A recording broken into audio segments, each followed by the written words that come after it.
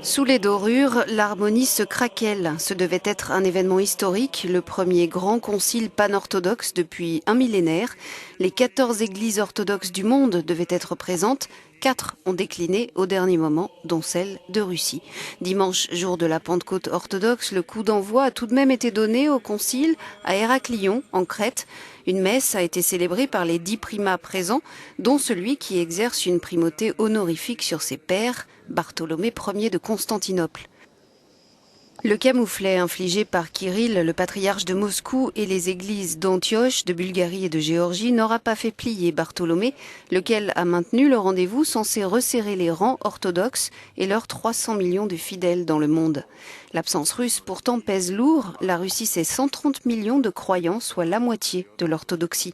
Et ce n'est pas faute de l'avoir préparé, ce concile. Il aura même fallu 50 ans pour aboutir à un consensus sur une date et sur des thèmes. Famille, diaspora, œcuménisme, entre autres. Ils sont au nombre de 6 et ont recueilli l'approbation de l'ensemble des 14 églises en janvier dernier, lors d'une synaxe. Les défections ne sont bien sûr pas du goût de Bartholomée. Les chrétiens orthodoxes ne sont pas et ne devraient pas se conduire comme une fédération d'églises.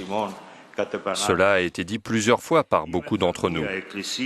Nous sommes une seule église, un seul corps, et toute différence ne peut qu'être résolue au sein d'un concile. La décision du Kirill est de l'avis des spécialistes une décision avant tout politique.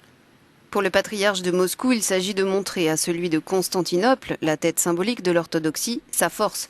La rivalité entre les deux sièges patriarcaux est très ancienne et cette nouvelle démonstration risque de compromettre les ambitions de rassembleur de Bartholomée. En février dernier, Kirill rencontrait le pape François, dont les prières dimanche pour le grand concile orthodoxe ne suffiront peut-être pas à le sauver.